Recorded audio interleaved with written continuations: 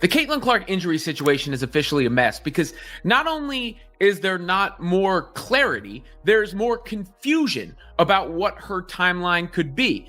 And that's coming on the heels of it seeming to be pretty clear when Clark would return to the court, or about when she would return to the court.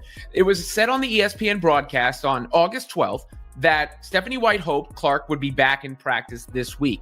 Open portion of practice, Clark is not seen. And Stephanie White afterwards said it's status quo until Clark is back at practice. Okay, this is wild.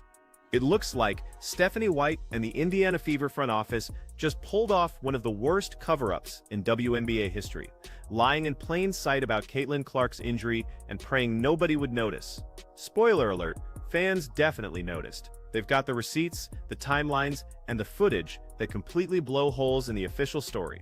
What was initially pitched as a clean, simple workout mishap now looks a lot more like a full-blown deception. And when you start misleading the very fans who buy tickets, watch broadcasts, and spend money on merch, you're not just telling a bad story, you're potentially walking straight into an investigation for deceptive consumer practices. It's getting crazy, it's getting spooky real fast. Very, very fast. I told y'all, people have had enough. All of y'all in the Indiana Fever organization who have been lying about this girl injury, not being transparent, and all these things that the fans are feeling, the fans are speaking back. They do not appreciate it. They feel scammed. They feel lied. And that's the thing. Fans hate being lied to, especially when they feel used. This isn't just a small PR slip. It's a full-on credibility meltdown. Stephanie White went on live TV, smiling for the cameras, and rolled out a neat little script about Clark's injury timeline. The problem? The dates just don't add up. And when your dates don't add up, people online will absolutely tear you apart. It's almost 2025, social media receipts live forever, and fans aren't just going to nod along anymore. The question is, can you really trust the Fever when it comes to reporting on player injuries? Urge DOJ and FTC to investigate WNBA's misleading practices. Wow. So we are here now. And what's crazy about all of this is that, guys, this is I'm not going to come on here and say that they're going to lose, because if there was an investigation going into this team, they're not going to lose this investigation. Oh, they're going to win. Whoever is representing Caitlin is going to win. So let's rewind a bit. Caitlin Clark actually injured her groin back in mid-July after taking a pretty reckless knee from J.C. Sheldon. That injury was described as day-to-day, with talk of ramping up practices before a hopeful return in late August. Sounds normal enough, right? But as we got closer to that return date, suddenly, magically, another injury pops up. The official line: Clark supposedly got hurt during a workout on August 7th. Nice, tidy, and totally PR friendly. Except, there's one huge problem.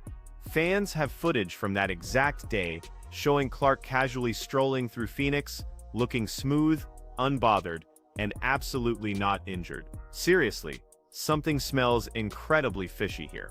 Well, what changed? Right? I know there's never been a direct timeline, but all the signs seem to point in the direction of Clark returning soon. Even Natasha Howard saying, "See you soon, CC." Now it's like, wait and see. And there's further information coming out that Clark suffered a bit of an ankle injury in the midst of her recovery process. Did that hinder her return? One reporter saying yes, another reporter is saying no. Bottom line is, we need to know a little bit more. We don't need Caitlin Clark's in-depth medical report, but it's fair for fans to wonder if the Fever and the league's biggest star is going to return to the floor this season, or what the chances are. And she's been out of action for 5 weeks, so it's not as if some patience hasn't been expressed. But instead of just admitting the timeline didn't make any sense, White and her PR crew doubled down, and that's where this whole clown show went from embarrassing to downright insulting. Even Fever reporters, who are supposed to be reporting facts, went on air laughing as they retold Caitlin's unlucky injury story. We're not talking nervous laughter here. These were actual chuckles, as if the league's most important player being sidelined was some kind of punchline. Just think about that for a second. The literal face of women's basketball, gets injured.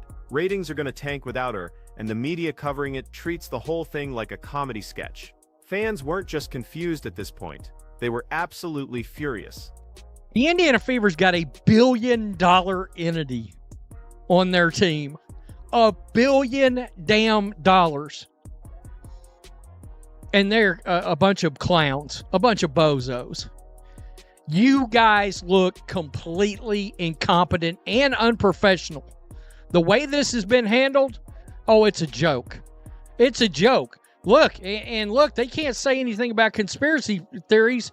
You're complicit in creating them because you won't be open and you won't be honest. And honestly, this is why the Fever's credibility is in an absolute freefall. Spinning narratives is one thing. Teams do it all the time to control a story. But flat out lying to your own fan base and then grinning while you do it, that's not just dishonest, it's deeply disrespectful. It's the franchise basically saying, we think you're dumb enough to buy this. Newsflash, fans aren't dumb, and social media receipts don't expire. People are piecing this together in real time, and the more they look, the uglier it gets. You got this video right here that a lot of you have already seen. I just saw it in the last couple of days of Caitlin getting stepped on by a coach right there on the left. Stepped on by the coach, and I think she's going to be all right based upon the grin on her face. But the left foot, the one that's got the issue, she got stepped on. And today, I'm not even going to say Indiana Fever fans, Caitlin Clark fans are crashing out at a different level. And I don't blame them. I don't. And here's the kicker. They're trying to bury the real incident. Fans haven't forgotten that infamous game where assistant coach Breon January literally stepped on Caitlin Clark's foot. That moment didn't just vanish.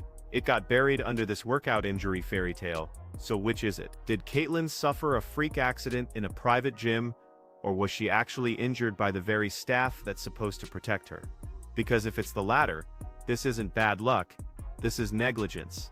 And negligence, tied to misleading public statements, that's exactly the kind of mess that invites an investigation, not just by the league, but by sponsors and watchdogs, who absolutely do not tolerate consumer deception. Meanwhile, Clark herself is caught in the middle, forced into the Fever's PR spin cycle. Every time she speaks on her recovery, it's the same robotic lines, working hard, feeling good, just unlucky. Fans know Clark, that's not her voice. That's a script that sounds like it was drafted by a Fever intern trying to stop ticket refunds. The timing is too neat, the messaging too controlled, and the authenticity is completely missing. This isn't just disappointing, it's deceptive. Fans invested their hard-earned money in tickets, streaming packages, and merchandise under the belief that they were being given honest information. Instead, it appears coordinated efforts were made between the league and team communications to present a facade of hopeful updates, masking the true status of a This practice of hiding a beloved player's injury is an insult that fans simply cannot ignore. Clark isn't a rookie anymore. She's in year 2, the most valuable player to the league's survival, and she's already earned every ounce of that spotlight by selling out arenas coast to coast. Yet the Fever are treating her like a pawn they can just shuffle around with lies. If this happened in the NBA, say a coach hurt LeBron James or Steph Curry and then lied about it, there would be investigations, firings, and non-stop ESPN coverage. But in the WNBA, silence. Just reporters smirking along like unpaid interns for the team. The Fever's credibility isn't just dented, it's absolutely shredded, and Stephanie White is right at the center of it all. This isn't just bad optics, it may actually cross the line into fraud. Selling tickets and hyping broadcasts around Clark, while knowingly misleading fans about her condition, is a deceptive consumer practice. That's the type of thing that gets lawyers involved, that makes sponsors panic, and that could lead to investigations the Fever absolutely do not want. Goes on to say fans felt excited when they purchased tickets, believing they'll watch Caitlin Clark shine on the court. However, that excitement turned to disappointment as misleading injuries kept fueling false hopes. that she played the WNBA. And hold up. Damn, is they finna get a for line? To the fans? Oh my God. Hold up. The WNBA and Indiana Fever Indiana Fever have repeatedly engaged in what seems to be a strategic ploy to drive ticket sales and merchandise sales by suggesting that Caitlin Clark's return was on the horizon. Holy-ish right now, bro. Oh my God, it's about to get red. And here's the spiciest theory making the rounds. Maybe this wasn't incompetence at all. Maybe it was intentional. Think about it. Clark came into the league like a tidal wave, shattering records and pulling in fans who had never watched the WNBA. Almost immediately, the narrative shifted. She's too skinny, she needs to bulk up, she's not ready. So what happens? She's pushed into rapid muscle gain, her body breaks down, and suddenly her second year is clouded by injuries. That's not coincidence, that's mismanagement. And when you connect the dots, all arrows point straight back to White and her staff. I feel like they were lying about her injury as far as like the severity of it. I think it's a really bad injury. I think when they rushed her back that one time, I think she hurt it even more and it pushed the timeline back. Trying to come back and come back quickly. She needs to make sure that she's 100%. Her competitor wants to play. We're prioritizing her long-term health and wellness is the most important thing. As bad as it might sound, I think it might be like a season-ending level type of injury and they're hoping to get in the playoffs and they can somehow get her during the... Fans are already saying Clark should leave the Fever's medical staff behind and go back to the Iowa doctors she can actually trust. And honestly, who can blame them? If the front office is lying about when she got hurt, what else are they lying about? Are they downplaying the severity? Are they planning to rush her back early just to cash in on ticket sales? These aren't wild conspiracy theories. These are logical questions when the franchise flat out refuses to give straight answers. The silence around this is deafening, and it absolutely screams cover-up. Stephanie White really thought she could step up to the podium, smile for the cameras, and spin this workout injury story like fans were clueless. But the more she repeats it, the more cracks show. And every time she doubles down, she torches her own credibility and drags the Fever deeper into scandal. Instead of protecting Caitlin Clark, White has turned her into the centerpiece of a potential investigation. And the craziest thing about this last groin injury with Caitlin Clark is how it's been covered. The day after she had the groin injury, she was listed as day-to-day. And then a couple weeks after that, then she was listed to being out indefinitely. Now, ESPN had August 12th as the circled return date for Caitlin Clark to get back onto the court. And just yesterday, she was listed as a game time decision for today's game against the Dallas Wings. And then after practice yesterday, Coach Stephanie White basically came out and said, no, Caitlin Clark hasn't even been practicing. So they changed it from a game time decision to her being out. And Fever fans? Fans are done. They've watched Clark take hard fouls, eat elbows, get ignored by refs, and now they're watching her be mishandled by her own organization. Imagine being the most hyped women's basketball player in decades, selling out every arena, breaking TV records, and your reward is being lied about when you're hurt. That's not mismanagement. That's malpractice. And if the Fever keeps this up, they won't just regret it, they'll get investigated for it. Here's why the scandal stretches far beyond Indiana.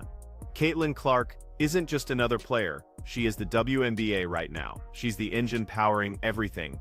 Ticket sales, ratings, sponsorships, even mainstream media coverage. Her presence sells out arenas, coast to coast. Her highlights drive national broadcasts. And her name keeps corporations writing checks. Remove Caitlin from the equation, and the ripple effects are immediate. Attendance dips, ratings collapse, and sponsors start looking for the exit. That's why Stephanie White's little cover-up isn't just bad PR, it edges dangerously close to consumer fraud. Think about it. If fans are buying tickets under the impression Clark might play, when the Fever already knows she won't, that's false advertising, that's not speculation. That's exactly the kind of deceptive practice that sparks legal investigation. This has been all over the place, and I get it to a certain extent. The fans, the media does not need to know every little thing that's going on with Caitlin Clark's injuries, especially a star player like that. We will never know all the information, nor should we know all the information, and that's actually good for Caitlin. It protects her for when she does come back on the court. She can't be targeted. Teams can't use a certain injury or ailment against her if people don't really know what is going on. But the reporting of her timeline in general, there has been no rhyme or reason to what has been shared about it. And let's be honest, the timing couldn't look any shadier. Just as Clark was heating up, dragging the Fever out of irrelevance and igniting league-wide buzz, suddenly, she's sidelined under a vague, unbelievable timeline. The Fever's momentum stalls, the team spirals, and the hype just vanishes. Whether intentional or not, that's sabotage. And instead of keeping quiet, White went on camera and spun a fake story, making the backlash 10 times worse. Figure it out.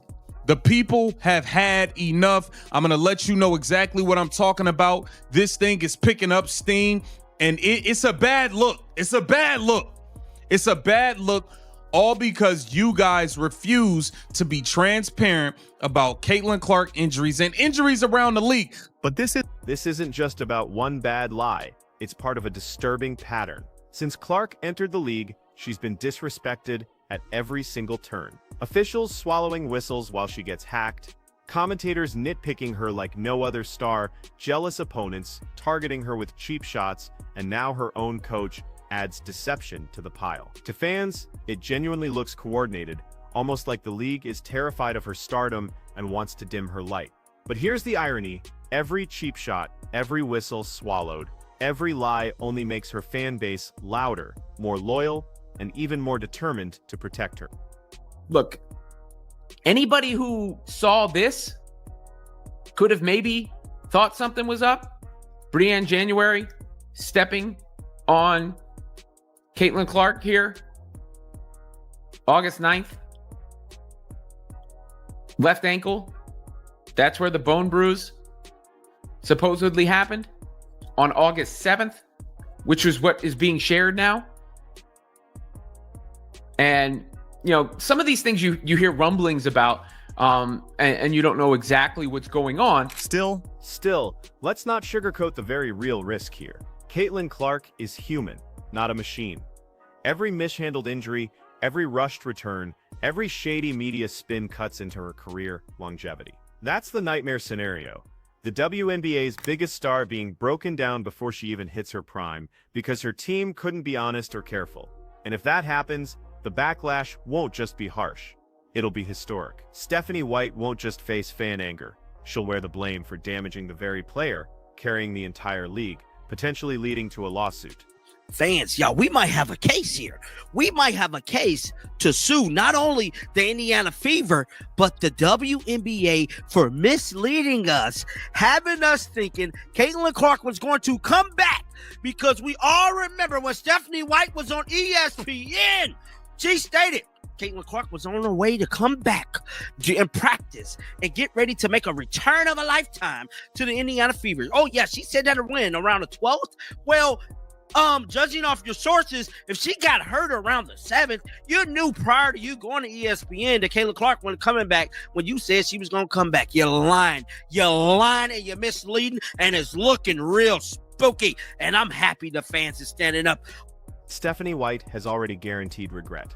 By lying, she didn't cover up an injury. She lit a fuse. Now fans are dissecting her every word, piling up receipts, and exposing contradictions at every turn. Reporters outside Indiana are circling, and once national outlets dig in, this story will absolutely explode. And when that happens, the Fever won't just be dealing with angry fans. They'll be dealing with sponsors backing out, media scrutiny they can't control, and potentially even regulators poking around. Because let's be blunt, this isn't just sloppy optics, it could be illegal. If you sell a product, tickets, broadcasts, merchandise, off the back of a superstar while knowingly misrepresenting her availability, that's consumer fraud. Watchdog groups and regulators don't play around with that. Once the words fraud or false advertising hit headlines, the Fever could be staring down fines, lawsuits, and sponsors demanding answers. And the tragic irony here, Caitlin Clark knows. She's too sharp not to. She knows the dates don't add up. She knows the talking points sound scripted, but she's trapped, forced to smile and nod, because calling out her own coach mid-season would instantly get her branded difficult. She's being silenced in her own story, and that's the most heartbreaking part of all this. All right. People have been trying to stay invested because the GOAT was supposed to be coming back. I mean, seriously. So let's just take a little of the temperature in the room. I'm not happy with the Fever front office and their fan communications. I have tickets I paid for months ago to go to next Tuesday's game. I have airline tickets. I have hotel, restaurant reservations made. So where does this go from here? There are really two paths. Either the Fever admit they completely botched this, come clean, and finally treat Clark like the franchise cornerstone she truly is. Or, more likely, they keep lying. Fans will keep stacking receipts, and eventually, the entire thing detonates. And when it does, Stephanie White won't just regret lying. She'll regret underestimating the power of Clark's fan base, the reach of the media, and the very real possibility of an investigation that could shake the WNBA to its core. Because if this deception sticks, the Fever aren't just staring at angry tweets. They're staring at a nightmare scenario, investigations into deceptive consumer practices. If fans paid for tickets expecting Clark to play when the team knew she wouldn't, that's grounds for lawsuit. We're talking class actions, massive fines, and even sponsors pulling their money until the Fever and the league clean this up. And make no mistake, sponsors will not tolerate this. They invest millions in Clark's star power, not in a team spinning fairy tales about her health. If they smell fraud, they will walk, and they will take their money with them. I am devastated that Sophie Cunningham is now out, and I would like to know if Caitlin Clark will be playing. It's not too much to ask. The Fever need to be more transparent. Absolutely. Absolutely. I shared that. A lot of fans are in this exact situation. Come on. If Caitlin Clark is gone for the year, it's time to show a pair and admit it. Admit it. I got to tell you guys, it's time to go to Fever social media and began demanding, is Caitlin Clark coming back this year or not? And don't think the league office can hide either. Once national media starts hammering this story, Kathy Engelbert and the WNBA brass will have no choice but to act. That could mean independent medical reviews, stricter injury reporting, or even a full league probe into how the Fever handled Clark's situation. The second you hear league investigation, you know the scandal has gone from bad PR to full-blown crisis management. At the heart of it all is trust. Trust between fans and the Fever, trust between sponsors and the league, trust between players and the front office. And right now, every single lie about Clark's health erodes that fragile trust. Once it's gone, good luck rebuilding it. The pattern of communication between league officials and team medical reports raised concerns of coordinated misrepresentation rather than independent, factual reporting. The coordinated messages suggest an underlying intent to protect revenue streams at the expense of fan loyalty and trust. Economic harm has been inflicted on countless fans who, based on false pretenses, spent money they have not otherwise parted with. They might not have otherwise parted with if they had known Caitlin. The bottom line is simple. Caitlin Clark is the face of women's basketball, the brightest star the WNBA has ever had, and she deserves honesty, protection, and respect. The lies surrounding her injury aren't just sloppy, they're dangerous. They threaten her career, the Fever's reputation, and the league's entire future. Fans deserve answers, sponsors need accountability, and the media needs to push harder, because Clark deserves better, and fans won't stop until she gets it.